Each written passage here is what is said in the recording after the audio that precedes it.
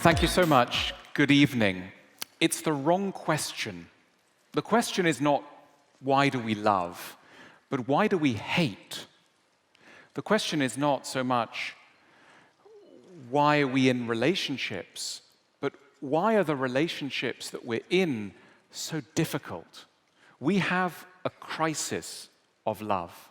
We believe in love deeply.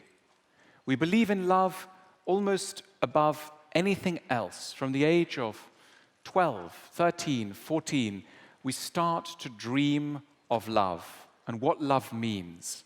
Love means a perfect other human being who will understand us, with whom there will never need to be loneliness again.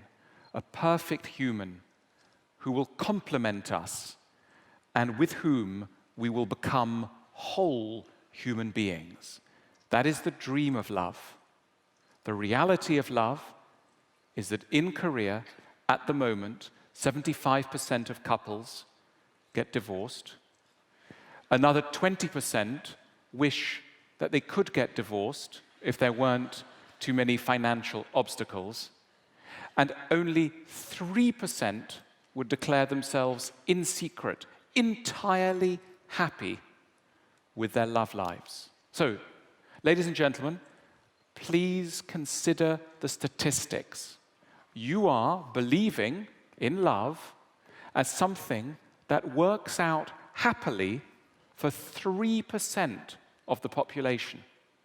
We have decided that love is a sensible thing for everyone to believe, even though only 3% will ever get there. It is crazy. No wonder we are slightly confused. I hope this evening to shed some light on the confusion, to try and make things a little bit clearer, try and explain where we might be going wrong. Well, one of the problems in our society is that we are too romantic. You know that word, romantic? It suggests someone who loves love. They don't just love a particular person. They love the idea of love. They love romantic films. They love romantic music. They love sunsets, candles, walks in the countryside, love letters. All of these things they love. And we live in a culture which takes the romantic spirit very seriously indeed. I want to argue that the romantic spirit is very dangerous. And to really believe in love, to be properly a lover of love, maybe means giving up on the idea of the romantic. Let me explain. We live in a culture where it's very normal to fall in love at first sight, to develop crushes. You know, the other day in England, a friend of mine, a grown-up man, said to me, you know, I'm so in love. I said, oh, really? Well, how come? He said, well, I was waiting in the train station to give my luggage, and I saw a woman, so beautiful. I said, what did she look like? He said, well, I only saw her from behind. I said, how was she? Beautiful, amazing hair, gentle slope of her neck, and just perfect cheek as well. And I said, well, but were you able to speak to her?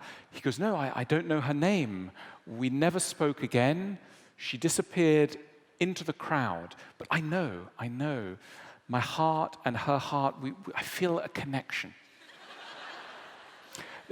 I'm not joking.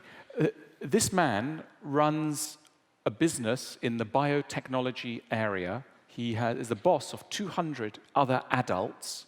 He is an adult, but not quite. And he's not an exception. As I say, we live in a romantic age. We really believe in crushes and love at first sight. It's so lovely. Look, don't get me wrong. I'm as excited as the next person. I love these stories. but I also realize their danger. I want to ask some of the reasons why a happy relationship is so rare. Why is it so hard to be in a happy relationship? Well, one of the first and biggest reasons is we do not understand ourselves, right? You don't understand you, and I don't understand me. We are mysterious to ourselves. So when we take ourselves to another person, we don't know who we are.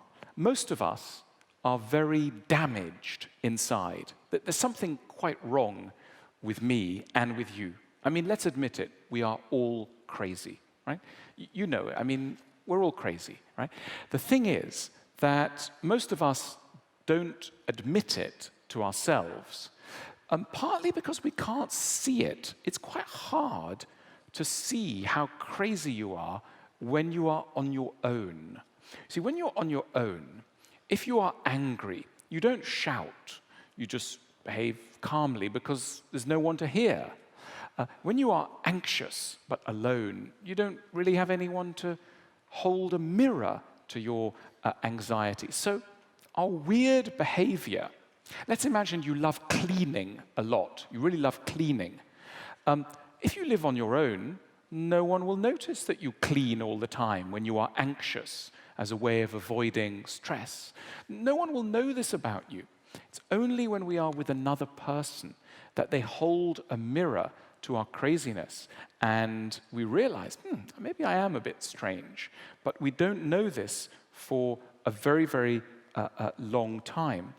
Our friends, we may have friends, but friends are never really honest with us about what we're like because they just want to be kind. So they never say things like, I mean, have any of your friends ever said, you know, you're a bit annoying. You're a bit of an annoying person, and you're a bit mad and strange. We never, because basically, friends, at the end of the evening, they will say bye-bye and go off, and they won't have to live with our awkward, difficult sides. And therefore, they don't want to tell us about them. And then sometimes we end up in a relationship, and our lover is saying, you know, you're really a bit crazy. You're cleaning, you're getting angry, you stay up all night, you do these weird things. And we may say, my friends don't think I'm crazy. Well, of course your friends don't think you're crazy.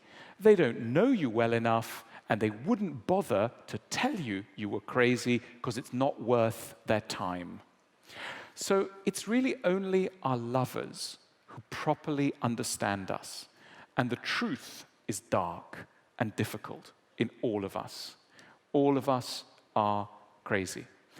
So the first reason why love is so difficult is we have no adequate level of self-knowledge. We don't understand ourselves well enough. Problem number 2 is we can't understand other people well enough. We are not good enough psychologists of others. You know, when we get together with a lover and somebody says, so why did you fall in love with this person? Why? How did you fall in love? And you say, it was great. We went to the movies and they like the same movie as me. Wow, that's great. And not only that, they both like the same songs. They like 3 songs they like and that we like. And so really we have a special connection because of the movie and the 3 songs. So we really feel like we understand each other. And then a friend may say, do you understand their childhood and how they develop? Oh, sure, yeah, the mother's a teacher and I think the father's a lawyer. Oh, okay, great, right. This is nothing. You do not understand someone like this. To understand somebody properly takes about 2 years of constant interrogation, psychological questionnaires, examination of the mind. It's a scientific process, and it takes about 2 years, right? I mean, think how long it takes to understand a city, right? To understand Seoul, you'd have to live here for a while, at least a couple of years, right? The human brain is more complicated, has more alleyways and streets and highways than a city. And yet we just look at it from afar and we go, oh, it looks quite nice. Well, great, I want to spend the rest of my life with this person. We have no clue. Most people, when they get married, it's two people who don't understand themselves and they don't understand each other either. And they are saying, we will love forever. But they don't understand who they are or who they're saying they will love forever. So it's total mystery. In the future, in about 200 years' time, when we finally realize that divorce is too painful, it costs too much, children are too unhappy, we will finally take this problem seriously. And it will be very normal before a couple is allowed to marry that you have to do tests for about 2 years, and then you will have a book written, normally about 300 pages, and in it, it will say, the book will be called Who I Am, and it will have responses to questionnaires, diagrams, psychological answers, etc. It will also, another way of calling it will be called How I Am Crazy.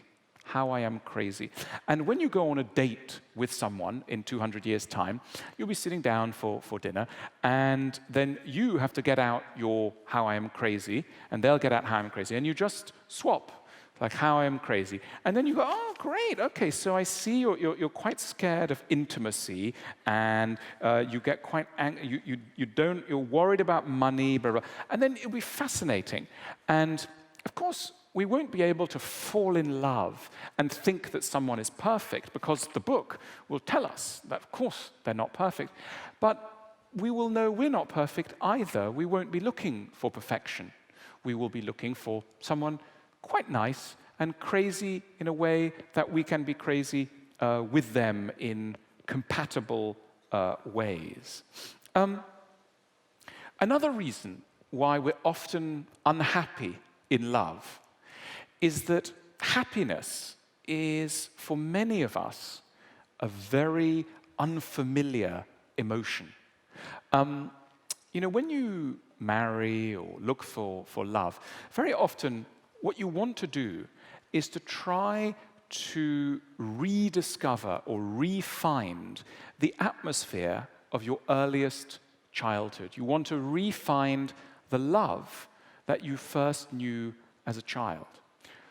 The problem is that many of us first had love mixed in with quite a few other problematic, difficult things. Maybe our mother shouted a lot, or maybe our father was often away, or in some way we were not necessarily perfectly happy in early childhood love. And this means that when we are adults, we aren't always looking, when we are dating people, we're not always looking for the perfect person, because perfection and health is sometimes unfamiliar. You know how sometimes your friend tells you, I've met a great person, you will love them, they are perfect for you. And you go on a date, and they are really nice, and they seem really nice, and they look nice, and they're kind of interesting. But you sort of think, I don't get the special feeling. I don't have the special feeling. I don't feel I could fall in love with them. And you say, maybe they're a bit boring. I don't have that special feeling. Now, my sense is what's going on is that they are not crazy enough for you. And so you call them a bit boring. What that really means is they are too healthy for you.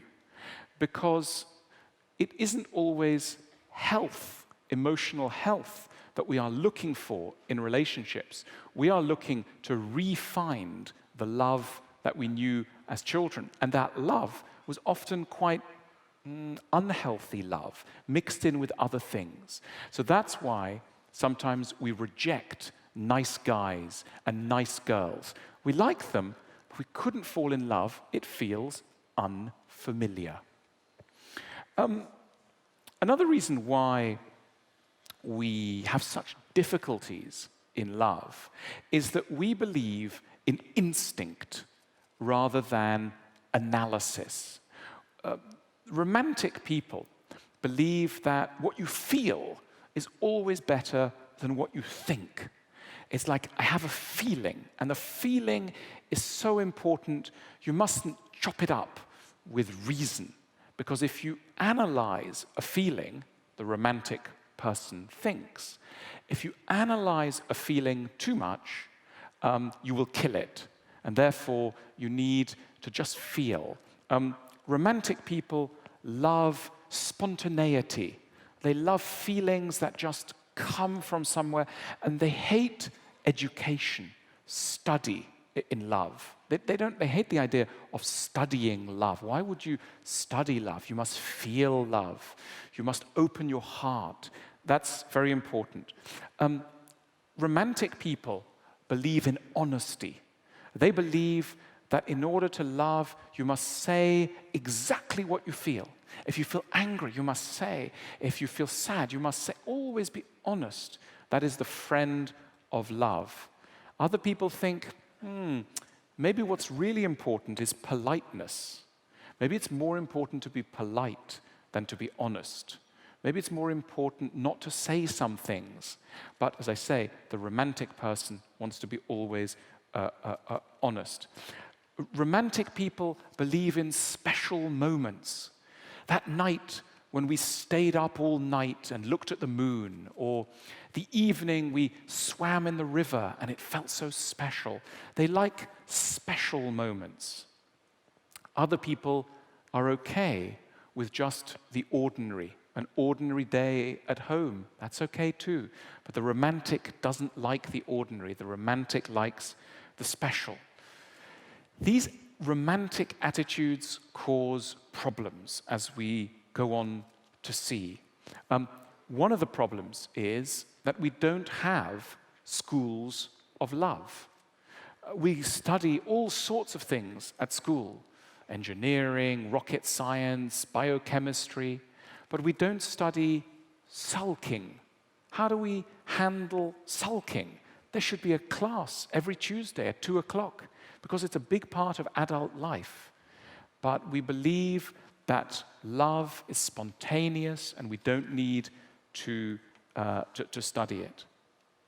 You know, in the olden days, you married someone for practical reasons. You married someone because their land was next to your land, or they had some animals and you had a plow or something, and that's why you got married. Nowadays, we marry for love, for feeling, because the feeling is right. And no one asks too much about the feeling. It's just, feeling. Well, if you have a feeling, you must marry. If you have that special magic feeling, you must get married. And no one asks why. Well, I believe that in the future, the real criteria of marriage should be psychological understanding. We should marry only when we understand ourselves and when we understand the other person. No feeling, only understanding. That should guide our love choices. I want to talk about some of the things in relationships that go wrong and some of the ways that they could go right. One of the main reasons why relationships go wrong is that people don't talk to each other enough in relationships. And they don't talk partly because there's a feeling that if you love someone, you shouldn't speak too much. One of the most wonderful things in the early days of love is the feeling that your partner understands you without you needing to say anything. It's like you just hold their hand and they feel what you feel and you feel what they feel. It's really beautiful. And maybe you both see the same film, and then when you come out of the film, you realize you felt the same thing. You didn't need to say, but you realize it was always the same. And this is a very dangerous idea, because this suggests that the more you love, the less you speak. Right? And that if you have to explain everything all the time, it can't be love. Love is wordless understanding. Well, this is a disaster. It's not true. In order for love to survive, we need to ask constantly questions about the other person. When we go on a date night with a partner, let's say you have children, and you go on a date night away from the children, and you're starting to talk again, you need to ask questions, big questions like, have I disappointed you? Are you angry with me about something? What would you like to change about me? Is there something I've forgotten about you? These are large questions, and no one really tells us that they're important questions. Is there something you are anxious about? You know, the greatest present, it's just been Christmas, right? So you've given your lover something nice, a ring or a painting or something beautiful. Okay, there's only one really romantic present, properly romantic present, which is 15 minutes of your time every day when you don't talk about yourself, all you do is listen to them. When you say, okay, what is in your mind, right? If people did that every single day, if every couple gave each other 15 minutes of time every day to properly ask what is going on inside your heart, the divorce rate would be a lot lower. But we don't do it. We forget to talk to the person we are with. It's a very basic error, and it is a catastrophe. A catastrophe. There is, in almost every modern married couple with children in Korea today, a terrible problem of resentment. The man resents the woman, and the woman resents the man. Now, in the olden days, the man went hunting. He did all the money things. And the woman went and did all the family things. She looked after the kids, and the home was her domain. Now, everything is mixed. So the man does a bit of the cooking and the cleaning, and the woman does some of the earning, and everyone does a bit of everything. It's very equal. It's also very painful because each side thinks that the other one is not doing their job properly. Secretly, the man thinks, my wife is not like my mother. My mother looked after me. She cared for me. She made the food that I liked. My wife has told me for the 3rd night that I shouldn't go in the kitchen and cook. That's not very nice. I want mummy. Where is mummy? This is the secret thought of the man. Meanwhile, the mother thinks, the woman thinks, this man is not a real man. A real man earns all the money. He is strong. He is economically powerful. He is daddy. Daddy looks after his girl. This man is not daddy. And so on both sides, there is a feeling that the other person is not doing properly what they should. And we don't admit the terrible pain of this disappointment as we should. One of the big problems in love is sulking. I mentioned it earlier, the problem of sulking. As I said, we believe that in romantic love, you don't have to explain too much. And this is why there is sulking. You sulk. We don't sulk everybody. If at work someone doesn't understand something you said to them, you don't sulk them. You explain to them. You don't mind explaining. But in love, you don't want to explain. So let's imagine that your partner said something you didn't like during a dinner party.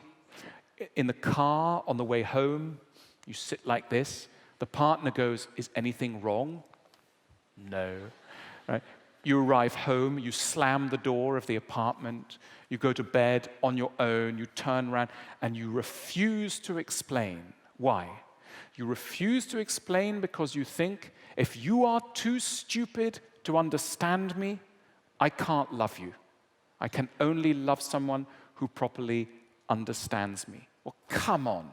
How can somebody understand you, all of you, every part of you, Please, explain. Use words. Don't be so angry. The sulking person is desperately disappointed. They want it to be understood like a baby is understood by its mother. It's almost funny if it wasn't so sad and so difficult. There is also the problem of anger. You know, people in couples, very nice people, get horrible inside couples. I don't know how many of you are in couples. I'm sure there are some people who are married or in couples here, and I'm sure you are really nice people. But I'm also sure that when the door is shut, sometimes you have called your partner horrible things. Maybe you have called them a bitch or a bastard, or even worse, an idiot, certainly, a fool, a dumbhead, something, terrible things. If there was a video camera of your behavior, your friends would go, oh no, it's not possible. A nice person shouting like, no. But it's true. Why are we so horrible in relationships? We are so horrible because we're so scared. We think, I have given my whole life to this person, and they don't understand what kind of cheese I like. They don't understand what time I want to leave the party. They have forgotten how I like to keep the living room tidy. I am furious because I am worried. So the more you care for someone, the more your life is tied to somebody else's, the more their problems will not just disappoint you, they will scare you and frighten you and make you angry. And the only real solution, of course, is to be a little bit more realistic about what any one person can ever do for us. They can't satisfy every part of us, but we find it very hard to accept this. I want to talk about education. We are in Korea, everywhere, we love education. Education is great, we must always learn, but not in love, right? Have you ever had this sort of argument in love? Let's imagine you've gone out for dinner with some friends and your partner, and you talked a lot about your mother during the dinner. Your mother likes to keep flowers, and she likes to sing sometimes. And when she was a young girl, she went to Paris. Long stories about your mother. Then, in the car on the way home, your husband or wife says, you know, you spoke much too much about your mother. You're really boring. I mean, everyone was bored. You spoke for 20 minutes about your stupid mother. It's crazy. And then you may say this line, if you loved me, you wouldn't try to change me. Big line that people say to each other. Now, my feeling is that when you love someone, of course you have to try and change them. Are you perfect? Are you so perfect that you cannot be changed? Of course not. I need to be changed. You need to be changed. We need our lovers to change us. It's the kindest, the most romantic thing that we could do. So we shouldn't say that love doesn't involve change. Of course it does. The problem is, by the way, I should say that in ancient Greece, the ancient Greek philosophers said that love is education. That when you properly love someone, you are always trying to educate them to be the best person they can be, the most lovable person they can be. To love is to teach and to learn. Love is education. It sounds mad because we have this romantic idea that to love is to love everything about you, everything. How you hold your hand, how you have a teddy bear, your name when you were a child, how you talk about your mother, everything is lovely. No, not possible. Not everything about you is lovely. Some things, some things need to change. The problem is we react very badly when people want to change us. Now, the thing is that in love, we are bad teachers because we are panicked, scared, angry, disappointed teachers. Remember, if you're trying to teach a child maths and you go 1 + 1, what is that? And the child goes 9, and you go, no, darling, you're a very nice boy, but no, it's actually 2. They go, no, 3. You go, no, 2, no, 4, no, 2, and you're very quiet. Maybe you take half an hour to teach 1 + 1. Very, very patient. Now, this tells us how to be a good teacher. You are hopeful, you are very patient, you are very positive, you always say 5 nice things, and then 1 little criticism, because no one ever learns when you say, idiot, you're stupid at maths, come on, 1 + 1 is 9, idiot. Right? No one has ever learned maths like this. We do not learn when we are afraid. So you need a calm teacher. The problem is, in love, we are not calm. We come away from the dinner party, we are furious. Our wife is an idiot. She talks for 20 minutes about her mother in an important dinner party. She's a fool. Right, we are going to teach her a special way. So the car door slams and we go, fool, idiot, everyone's bored, everyone thinks you're stupid. You are just a ridiculous person. This is not a good way ever to teach anyone. Maybe they will start crying. Maybe they will turn to you and go, well, you're boring too. You're a stupid, self-centered, idiotic person.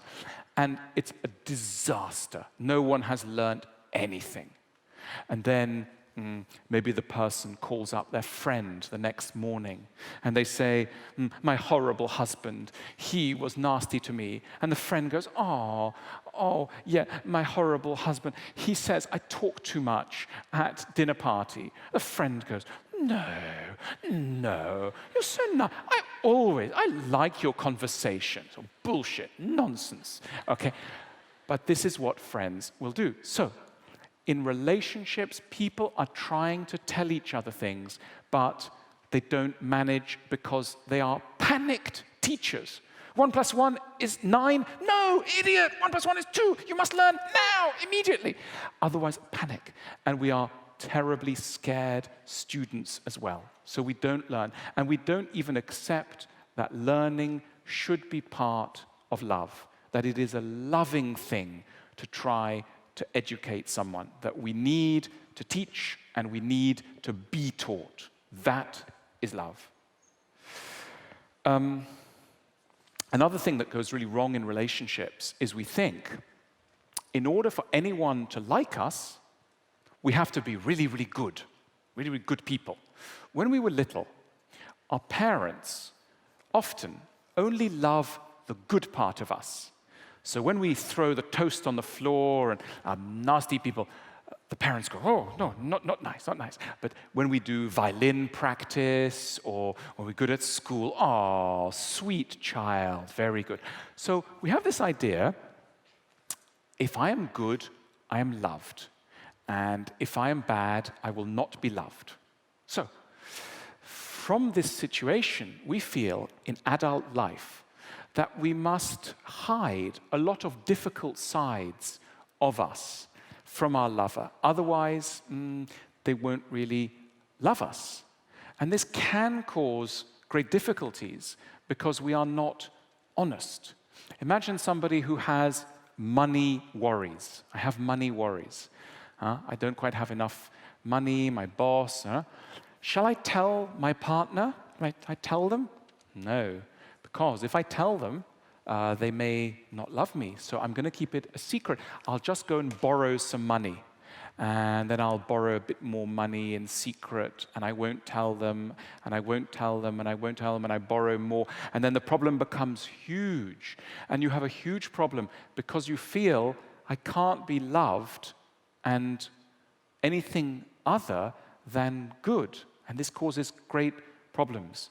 When we do have our bad sides, it can be very useful to try and gently teach the other person about the bad side, so that we don't have too many of the wrong sorts of secret lives, which sometimes we have when we believe we can only be loved for being good. Let me talk to you about a psychoanalyst. He's an English psychoanalyst called John Bowlby, who is the father of marriage therapy. Marriage therapy is great. I really recommend it. And John Bowlby analyzed different people according to what he called an attachment style, a way of being in love, a typical way of being in love. And he suggested that there are basically three kinds of ways in which people are in love.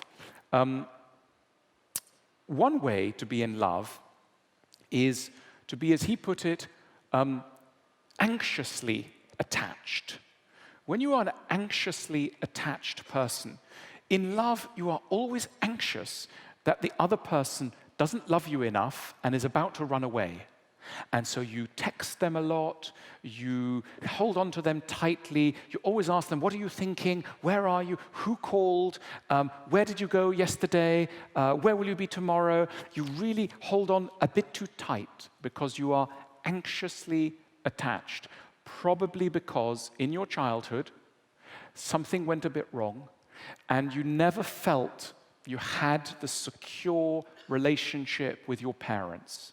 Maybe they were often away, maybe they were often busy, but you never felt you had secure love. And so you've grown up to be anxiously attached. There's another kind of, in a way, bad relationship style, and that is when people are avoidantly attached. Now, an avoidantly attached person is a little bit afraid of danger in relationships. And whenever there is a fear of being disappointed in love, they will run away. They will go silent, they will go on their own, they will shut the door, they will read a book, and they will not talk. They close their arms. They avoid contact. They're avoidant relationship. John Bowlby thought that in the population, about 40 to 45% of people are anxiously attached, and about another 40% are 40% are anxiously attached, 40% are avoidantly attached, leaving the rest to be what he called securely attached. A secure person in love, they know how to trust, how to share, how to communicate, but they are a minority, a serious minority. And John Bowlby thought tragically that in most marriages that fail, you have one avoidant person and one anxious person. And the anxious person makes the avoidant person worse, and the avoidant person makes the anxious person worse. The anxious person is going to the avoidant person, do you love me? Where were you yesterday, etc.? The avoidant person is going, don't talk to me, I'm busy, you know? And it goes like this, so much distance. John Bowlby wrote, could be an interesting exercise. He wrote a kind of questionnaire so that you can try and understand whether you are more anxious or avoidant or healthy. So let's do this now for you. So I'm going to read you a few sentences and see which one feels like you. See if you think, oh, yeah, that's me. Okay, so here's one person. I want emotionally close relationships, but I find that other people are often very disappointing or nasty without good reason. I'm worried that I will be hurt if I allow myself to become too close to other people. I don't mind spending time on my own. Now, who feels a little bit like that in the audience? Put up your hand if you feel a little bit like that in the audience. Okay. Well, guys, I'm happy to tell you, you are probably avoidant. That is the avoidant personality, okay?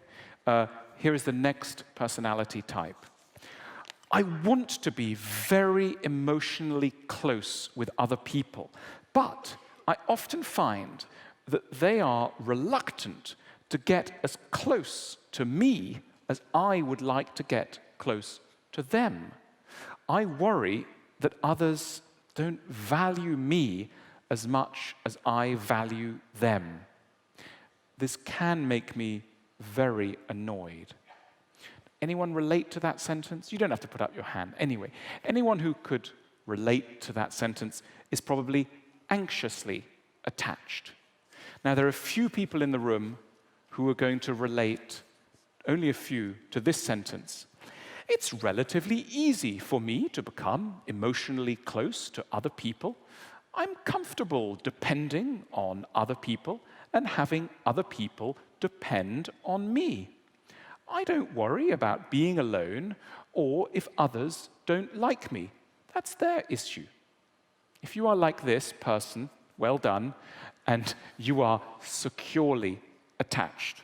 Right? You're one of the 20, 15, 18, something like this percentage of the tiny percentage of the population. Now, John Bowlby thought it's really, really important that you understand what kind of a person you are in love before a relationship starts.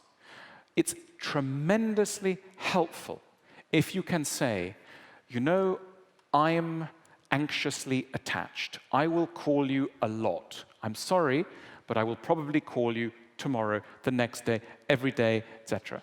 That can really be helpful.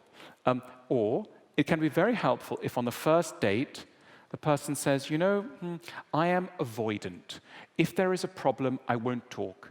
If you hurt me, I will withdraw. I will play golf a lot, alone.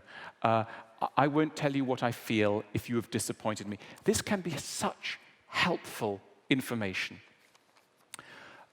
What the goal is in all this is that we have to learn to be good lovers. Now, the idea of learning to be a good lover sounds like a really strange, spooky idea, to learn to be a good lover. But I believe that we really need to learn.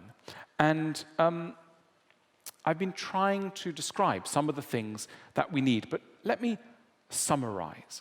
I think that we are good lovers and therefore ready to get married. We are ready for marriage, properly for marriage, when the following things are in place. We're ready to get married when we no longer believe in the idea of a perfect person. There is no such thing as a perfect person. If you think, I'm getting married, my lover, they are so perfect. Danger, no, they cannot be perfect. Of course not perfect. So no one is perfect. No one. And when you are with your husband or your wife in the train station and you see somebody from the back with their beautiful hair and their lovely cheek, they are not perfect either, okay? They will drive you crazy. If you knew their name and you had a child with them and you lived with them, crazy. They will drive you crazy. They look lovely, but they will drive you crazy. The first rule of relationships in maturity is no one is perfect, okay? The other thing is you must give up on ever being understood fully. No one will ever fully understand you. When you were very little, your mother maybe understood you really well. But you were 3. There wasn't much to understand. You were very tiny. Now you are complicated, and no one will understand you fully. You will always be alone with many things in your life. This is not a sign your life has gone wrong.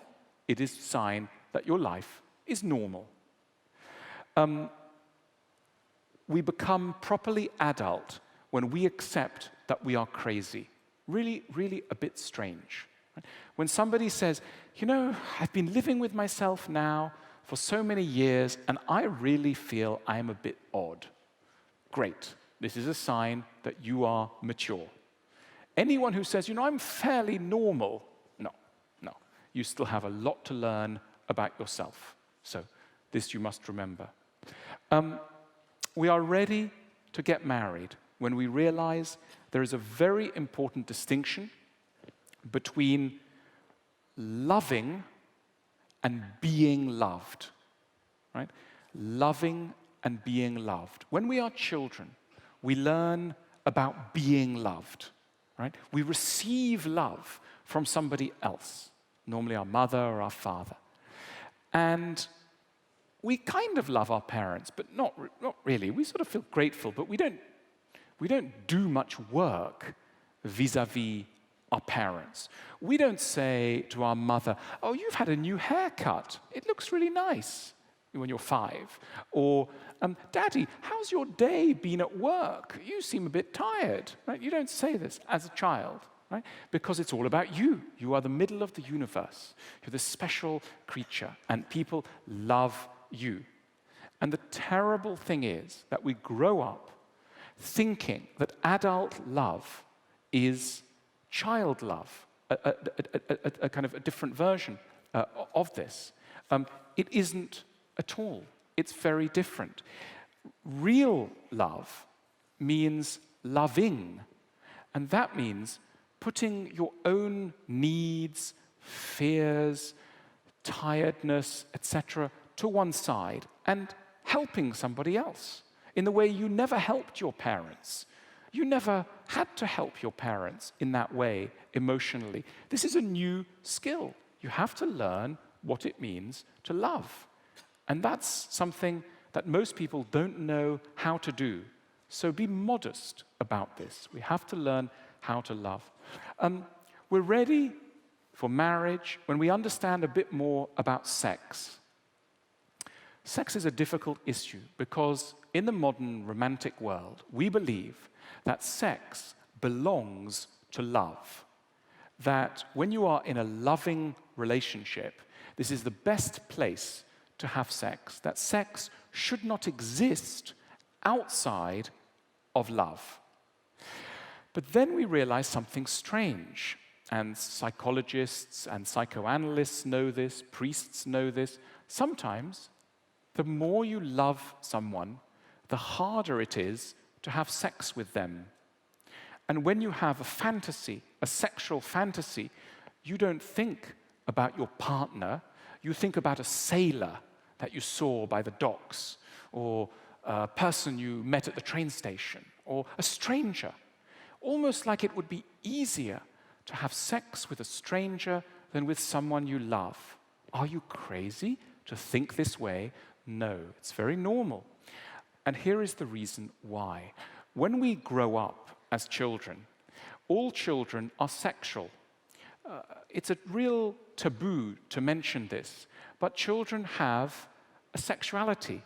They are excited by mummy. Little boys want to touch mummy's breasts, her vagina. Little girls want to touch daddy's penis. And when you are a parent, this is really, it's funny and it's embarrassing. And you think, my God, it's so strange. Children, little children, are very sexual beings. And parents try very hard to go, no, it's no, don't touch it, it's not possible, no. And it's all very embarrassing, and no one talks about it.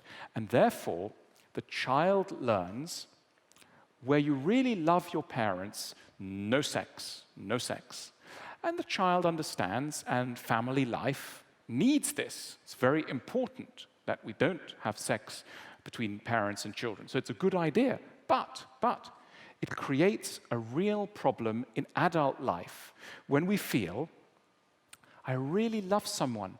They're so lovely, a bit like I used to love my father. Then there's going to be a problem around sex. Or I really love this woman. Look at the way she serves dinner for the children, like my mother, right? Problem. How to have sex with this person when there is also love. So there's going to be a problem around love and sex. It's not your fault. It's the way we are made. Don't feel sad, just expect it. And when you meet a sailor or someone at the train station, well, you know why. So, I want to redesign the marriage ceremony. You know, when you get married, you go to the altar and you have your friends, and the priest gives you some words to say, etc. And I think those words are the wrong words. So if I was the ruler of the world next year, I would change the word. This is my ideal marriage ceremony. I would say that both people have to say, I accept that I am in countless ways that I don't yet know very hard to live with. And then both people say, we accept not to panic when some years from now, what we are doing today will seem like it was the worst decision of our lives. Won't panic. Then we third vow, when you are nasty, when you call me a fucking bastard, I will try to remember that at heart you are behaving like this because you are hurt and frightened, not because you are nasty. And the last vow, everyone has something very seriously wrong with them. So both of us, we promise not to look around, not to go off with other people. There isn't anyone better out there already. Once you get to know anyone, everyone is crazy. Amen. And these should be the new vows of mature love. I'm going to stop it there, but what I've tried to say to you is we need to learn how to become lovers. Everyone asks nowadays, how do I find the right person? We talk always of finding the right person. There's no such thing. Everybody's a bit wrong. The really romantic, properly romantic thing is not always to look for Mr. Right and Miss Right. It's to learn to live with the imperfect you and the imperfect he or she. That is true romanticism. That is true love. Thank you very much, ladies and gentlemen.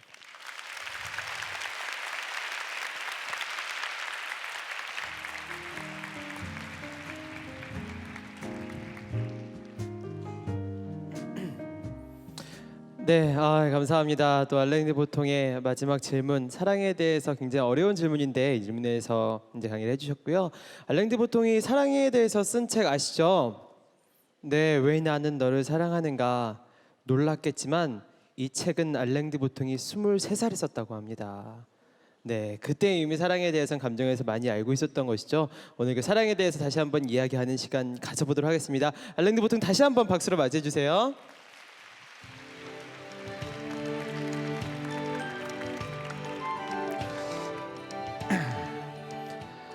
네, 어제 이제 그 후기들을 보면서 그 알랭드보통에서 한 말 중에 하나가 알랭드보통은 어떤 질문을 해도 깔끔하고 담백하게 답을 한다. 스위스산 치즈를 먹었나? 이제 이런 얘기를 하셨더라고요. 그래서 오늘 또 여러분들의 질문에 어떤 답을 해주실지 기대하셔도 좋을 것 같습니다. 그래서 그냥 생략하고 바로 또 여러분 질문 한번 바로 시작하도록 할게요. 평소 너무 좋아했고 또 책도 인상 깊게 읽었던 알랭드보통 님의 좋은 강의 잘 들었습니다. 일단 정말 감사하고요. 말씀해주신 3가지 유형의 사람들이 있었잖아요. 뭐 회피형도 있었고 불안형도 있었는데 그 대부분의 사람들이 그런 두 가지 형태의 심리 상태를 가지고 있고 나머지 정말 소수의 사람들이 안정적인 상태를 가지고 있다고 하셨는데 사실 저는 그 불안한 두 가지에 모두 속하는 것 같아요. 그래서 그런 제가 사랑을 잘 할 수 있기 위해서는 안정적인 사람을 만나면 정말 운도 좋은 거고 좋겠지만 그렇지 못한 경우들도 많잖아요. 불완전한 존재들끼리 만나서 서로 잘 사랑을 해가는 데 있어서 어떤 조금 노하우나 방법적인 부분들 이런 우리는 우리 자신을 알고 내 상태를 잘 알지만 이걸 극복하기 위해서는 어떻게 해야 하는가가 좀 궁금합니다. Yeah. Look, I think the answer always is understanding. The more you understand yourself, the easier you are to live with. I mean, look, imagine an anxious person and an avoidant person in a relationship. Let's imagine he is avoidant because when he was 3 years old, his mother was very ill and had to go to another city for treatment for cancer and was away from the boy for months and months, and it was very difficult, and the boy responded by turning in on himself, becoming very private and avoidant, if you like. Now, let's imagine this person grows up and doesn't really understand their past or themselves. They go to New York for business. They work in a business and they are sent to New York for a few weeks or months, I don't know, a few weeks, and their wife calls them up.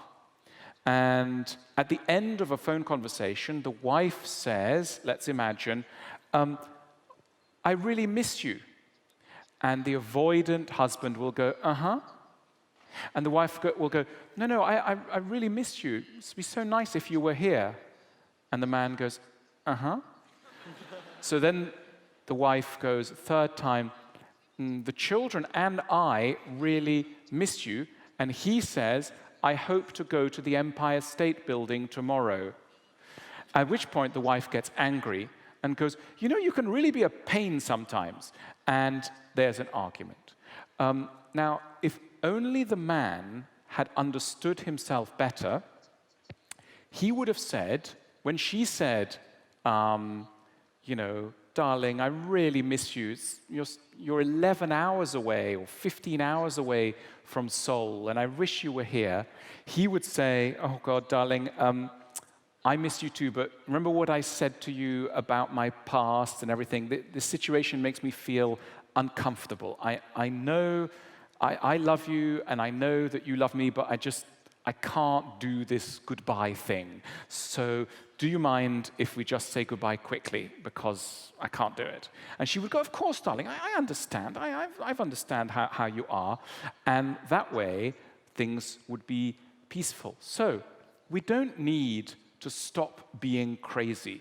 I don't think we can. But the good thing is we need to understand our craziness and give other people some lessons in our craziness. You know, if you say to somebody, when I worry, I always start cleaning. So if you find that I'm cleaning a lot, don't worry, it's kind of just who I am. When I'm worried, I clean, right? That will really be helpful for the partner, because the partner won't want to think, oh my God, I've married a crazy person. It's midnight and they're starting to clean the kitchen floor, right? The person will not think that. The person will think, oh dear, they must be worried about something. They have told me about this slightly mad piece of behavior. So we go from thinking that we are nasty and crazy to thinking that we are lovable and a bit eccentric. And I think that's the best we can do in love. 네, 감사합니다. 네, 그다음 질문 한번 받아보도록 할까요? Oh my God, you pick it, because if I pick the wrong one, then 여기 사인의 질문자 선정은 꼭 알랭이 할 수 있도록 이렇게 좀 떠서 그래서 Oh my God. 알랭이 이제 Sorry. 보내시면 좋을 것 같습니다. 네. So, yes, okay, this lady here, waving, yes, you, yeah. Oh, you next, yeah, okay. Yeah. You're making me have enemies, okay, huh? yeah. Because they will think, why? Yeah. Okay. Actually, I didn't mean you. But anyway, you're lovely too. You're lovely too. Go for your question. Okay. But actually, Why not? yesterday I asked the questions, and then please bear in mind, it's been for ages I didn't talk English, so bear in mind. Yesterday I asked the anxiety. My experiences, I feel like a bit anxious when I'm in relationships because I feel like it's not stable. It's not really stable. Even I love him though, and also I know he definitely loves me. But I feel like, like I don't believe love because human being is really selfish and like, human minds. Kind of flexible, and then different yesterday and today, who knows? So I feel like, okay, now I'm in love, but I know this relationship will be finished. Okay. Could be finished, so I feel like unstable. Then, that's the question. And do you ever think love is forever or not? Okay, so you have described perfectly, literally perfectly, the anxiously attached person.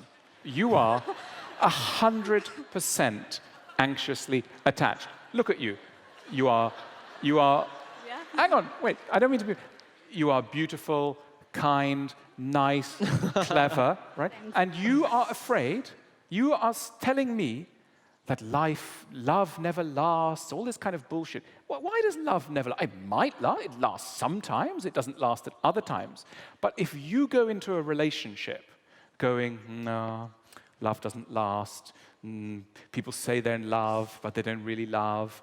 He's telling me now he loves me, but he'll change his mind. He's here today, but probably he's having an affair.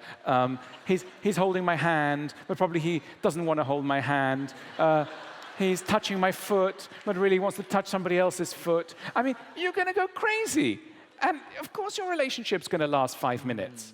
So this is a big problem. You need to change yourself. You need to get to a place where you don't go into a relationship with the attitude of thinking that love doesn't last, people can't be trusted, everyone who says something is probably meaning something else. These are terrible. The healthy attitude should be this. Remember what I read. The healthy attitude is some relationships last, some fail. So neutral. It's possible to have happy love. People do have happy love. People can be trusted. If I'm rejected, I will survive. If I'm accepted, not everything will be perfect, but it will be nice. In some ways, this is the robust, strong attitude of the securely attached person. Look, we are all wrong in many ways, so I don't mean to blame you, but please think about yourself a bit more, because your attitude is going to put a bomb under every relationship.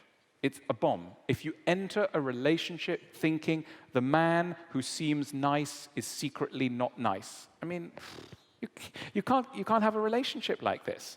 I mean, you need to go in with trust. Maybe your trust will be lost, but you can't be, oh my God, I'm going to be hurt, and then I'm going to grab them, and no, it's terrible. Anyway, so that's my advice. Thank you. Now, there's a lady who stood up, and then you, yes, and then you. So that lady with a striped jumper, yeah.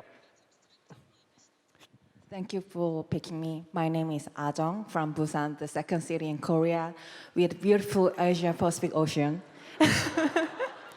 So next time you visit Korea, please come to Busan. I will, Yes. thank you. And enjoy the beautiful ocean. Oh, thank you.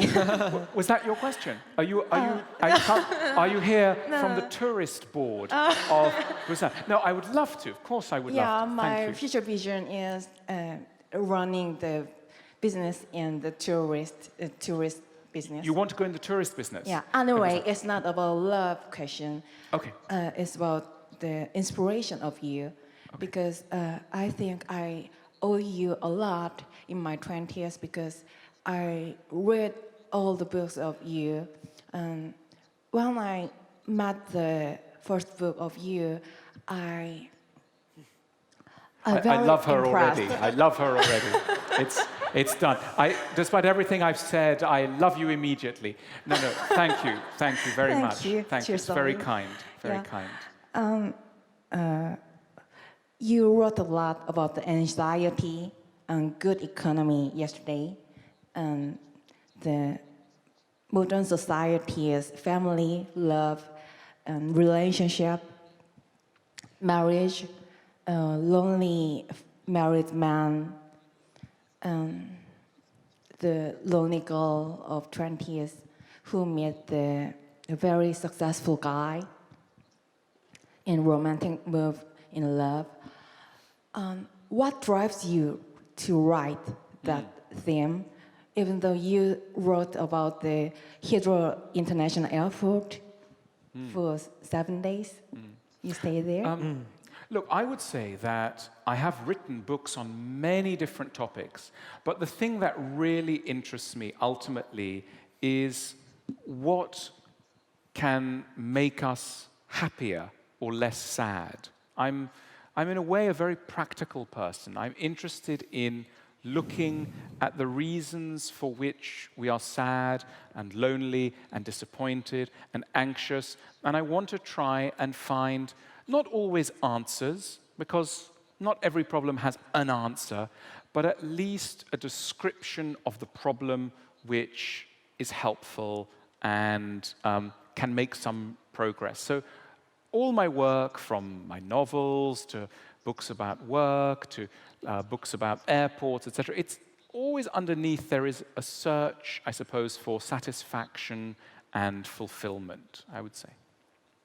Now, there was another lady who stood up. Yes, 네. yes, that, yeah. 네.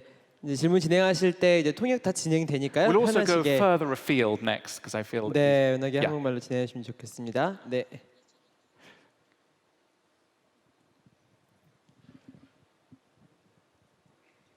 전 책에 나온 왜 너는 나를 사랑하는가에 나온 비트겐슈타인의 토끼 그림 비유를 정말 좋아하거든요. 근데 거기에서는 사랑의 경향성으로 사람을 본다고 했어요. 그래서 거기 나오는 여자 주인공의 비뚤어진 치약 배열마저도 그 남자 주인공 눈에는 너무 아름답게 보인다고 하더라고요. 그러면 내가 사랑하는 대상의 불완전함조차도 내 눈에 완벽하게 보이는 게 사랑이라는 거잖아요. 그러면 제 눈에 완벽해 보이는 사람을 내 사랑하는 대상으로 기다리는 것은 현명한 건가요?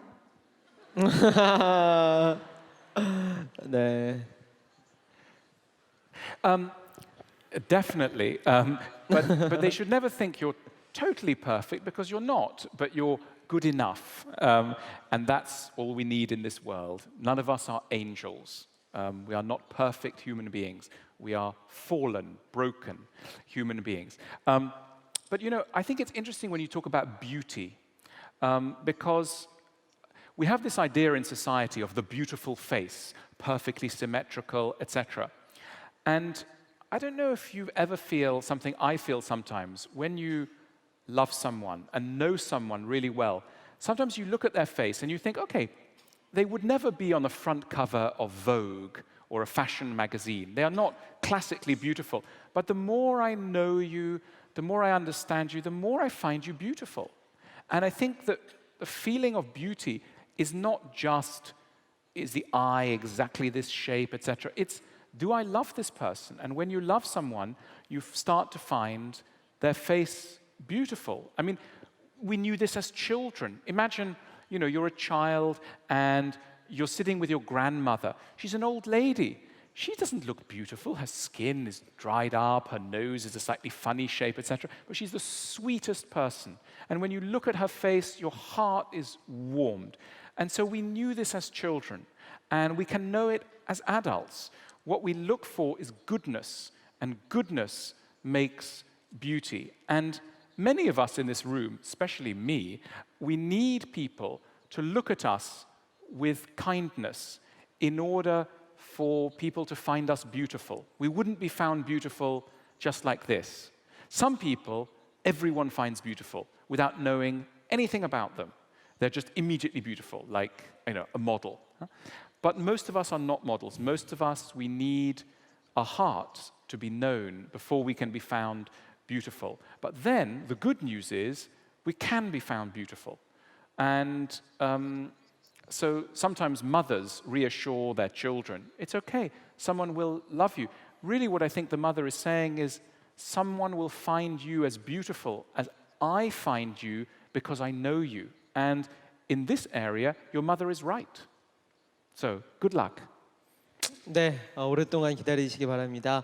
네, 이쪽 섹션에서 한번 Yes, 보도록 let's take some further away, like quite far. Actually, the people who sit far away have no questions because they just came in by chance. They thought it was a lecture on bioengineering. Okay, 네. so maybe the last, with the guy waving a book. The guy 네, 네. waving a book. Yeah. Let's have some men as well because they have different perspectives.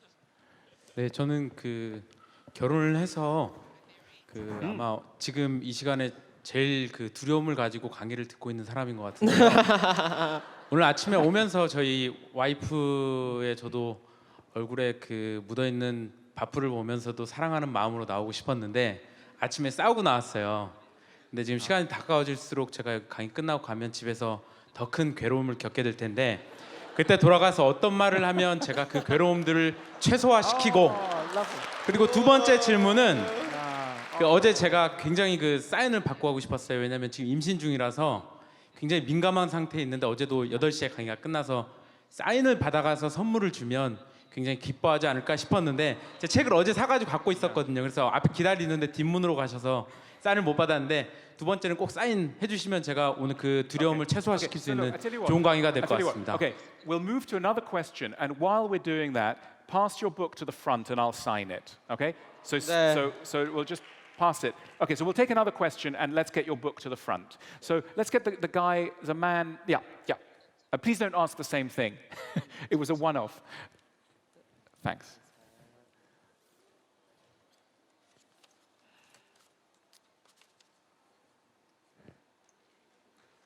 네, 네, 안녕하세요. 저도 어제 오늘 강연 너무 들어서 영광이었고요.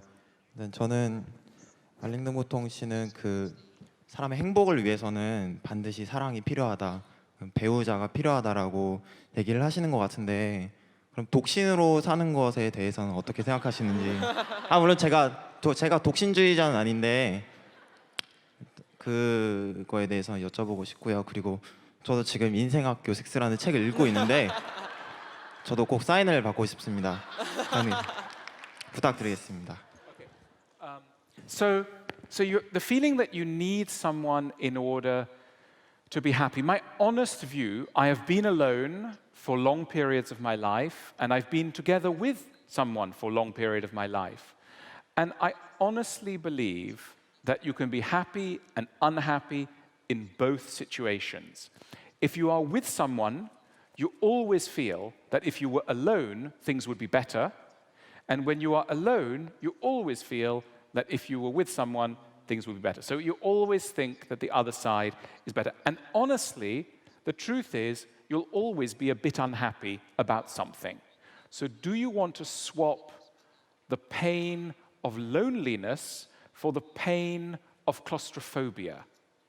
Do you want to swap the pain of being misunderstood with the pain of feeling there is no one who could understand you, etc.? It's just, whatever you do, you will be a bit unhappy.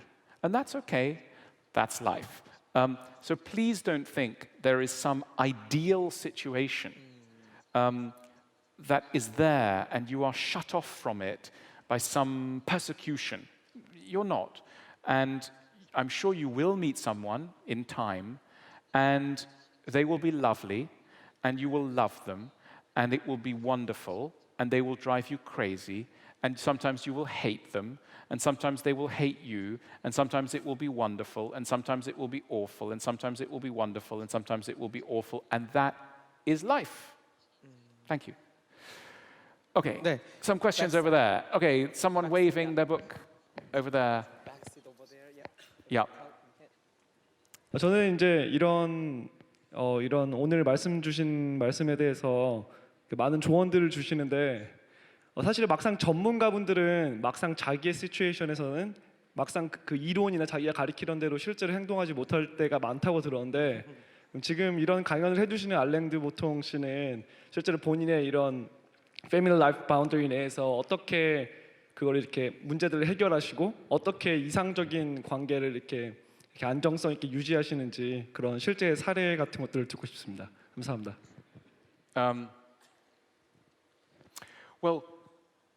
Socrates had was said to have had a very difficult marriage, and people said, how could a wise philosopher like Socrates have a difficult marriage? And his answer was, people who have an easy marriage don't learn very much about marriage. So it's very useful for a philosopher to have a difficult marriage. I don't want to say this is me, this is Socrates. But look, I think I am not a guru.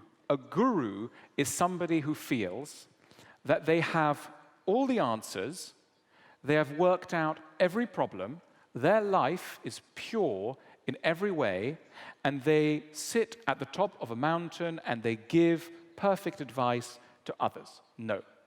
I am crazy like the next person. My life is mad and difficult and full of great joy and great sadness, and deep melancholy and deep satisfaction, everything that we all have. I am just totally normal. The only difference is I try to write about it. And I feel that I will do well if I can be very honest about things that really go on in couples and in life. I think the duty of the writer is to be honest about life. And sometimes that means that it might get quite dark, but that's okay because it helps everyone. You know, when this man who wanted a signature said, "I've had an argument with my wife," everyone who's had an argument with their partner immediately thought, "Phew, I'm not alone." And the feeling that you are not alone is a very, very important part of why we have literature and art. Literature and art are there to remind us that we are not alone. And that's all I can do. I don't claim to be perfect. There was a woman who stood up, and why doesn't she stand up again? Yeah. 네.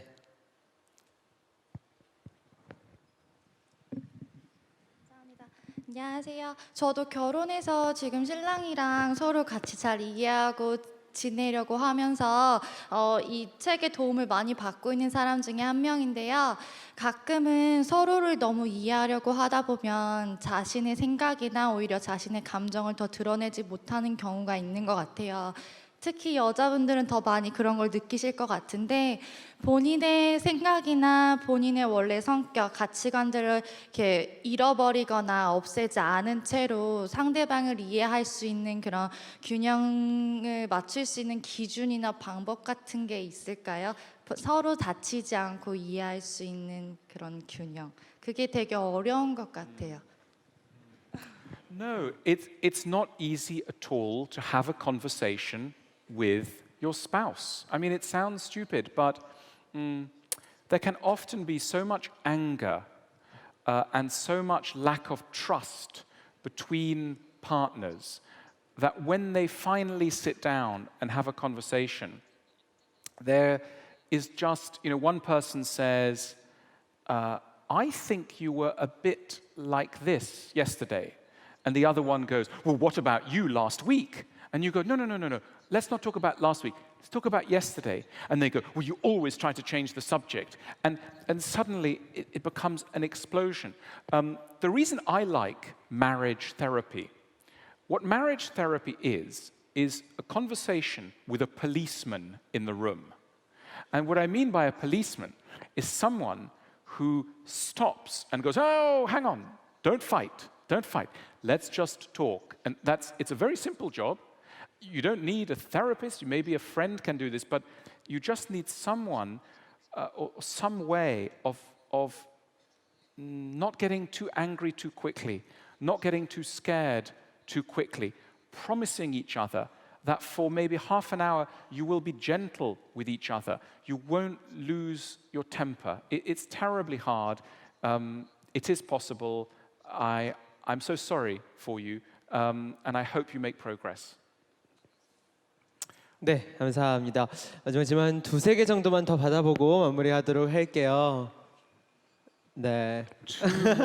Okay, so I think some of the people in the middle have been neglected. So there's I think a lady waving something in the middle. Yes, waving a sheet. Yes, that person. Yes. 여자분, 네. Yeah. If 잠깐만 영어로 말할게요. Yeah. 네, 네. Yes. I know you got married, and I'm so nervous. It was really nice to meeting you. And yeah. 제 질문은 그 커플들이 비슷한 사람끼리 만나는 게 좋을지 아니면은 다른 성격을 가진 사람들이 만나는 것이 좋을지 서로를 더 이해하기에 어떤 타입의 커플이 더 좋다고 생각하시는지 궁금합니다. Look, I think in the end, everyone is a different personality. Even someone who starts off by going, this person looks similar because some of their interests are like mine.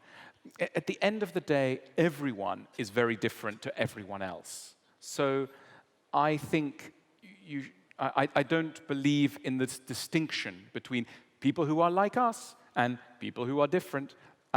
We're all very, very different. So the number one thing you need is, the most important thing you need is the capacity to talk and to admit that you are not perfect. You see, anyone who's in a relationship, the nicest thing you can ever hear from your partner is, I'm sorry, I know I'm not perfect. If somebody says that, automatically you can no longer be angry with them. If they say, I'm sorry, I'm not perfect, that really helps the situation. Someone who is willing to change and to grow, that's the sexiest thing. We talk about what is sexy, some kind of shoe or a boot or a hairstyle. No. The real sexiness is someone who goes, I want to learn. I'm not perfect.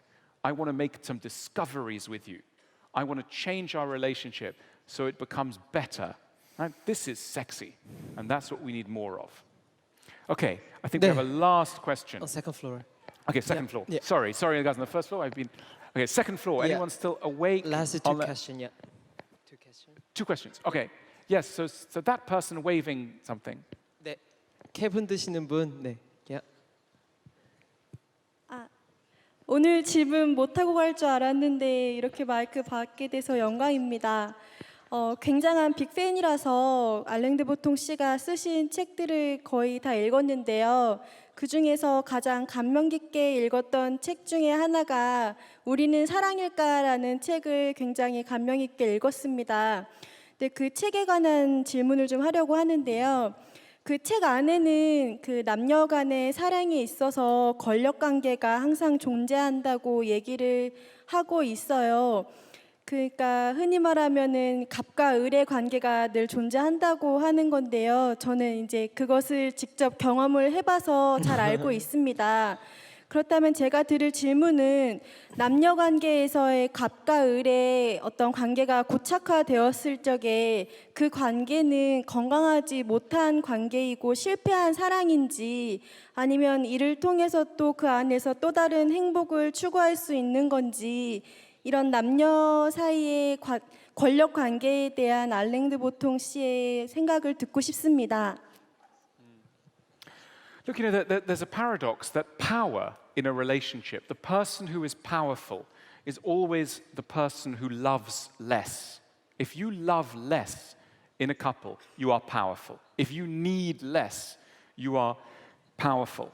And this is terribly difficult, but I think the spirit of love, what love really is the desire not to be powerful. If you want to be powerful, go into the army, go to the office, find somebody else to torture. Don't go into love. Love should be a place where we make ourselves weak, where we say, you could hurt me, right? You begin to properly be in a loving relationship with someone when you give them the power to hurt you. And you take the risk that they can hurt you. That is what it means to be ready for love, is to be ready in a way for pain. And otherwise, you are just wearing armor, and you can't wear armor in love. Last question. 감사합니다. 네, 마지막 질문은 제가 드리도록 할게요. 네. 다리사역으로 마지막 질문은 제가 드릴게요. 네. 알랭드보통이 생각하는 사랑이란 무엇인가요? Just what is love? What is the definition of love? So many things, but I think that one of the very important things in love is to care for another human being, to want something better for another human being than you want for yourself. It starts when a parent loves a child, and when the parent cares more about the child than about themselves. Love is about sacrifice. Love is about giving rather than taking. It's very strange to love. It takes a long time to learn how to do this thing. We normally want to just suck in love. We don't want to give it. It takes a long time to realize that maybe we can love and that there is something beautiful in making another human being happy, in listening to them, in sharing their pain, in understanding them. That this is a beautiful joy, that you are not forgetting all about yourself, you are growing as a human being. You are growing by helping another human being. I would say that our society thinks that it loves love, but it doesn't understand very much about love. I think that most of us don't know how to love. We're very interested in love, but we don't know how to love. And that's why so many relationships fail. And I hope passionately that in the future we will learn to love. I think you can learn to love. You can be taught how to love, because all of us know a little bit deep inside what love really is, but we need some lessons in love. And I think we are still very primitive about love. We think we've worked it all out. We haven't. We are still at the beginning of the age of love. And the divorces and the suffering and all this, I hope that in 200 years we will look back on love today and we will say, my goodness, there was so much loneliness, there was so much confusion, there was so much people didn't understand. I hope we will make progress. And in a very modest way, what I'm trying to do is to help on the journey towards better loving. Thank you so much. 네, 감사합니다. 네, 오늘 알랭드보통이 정의해준 사랑의 정의와 또 그 불안을 정말 가득 안고 우리 남은 삶 살아갔으면 합니다. 알랭드보통께 다시 한번 큰 박수 부탁드릴게요. 감사합니다.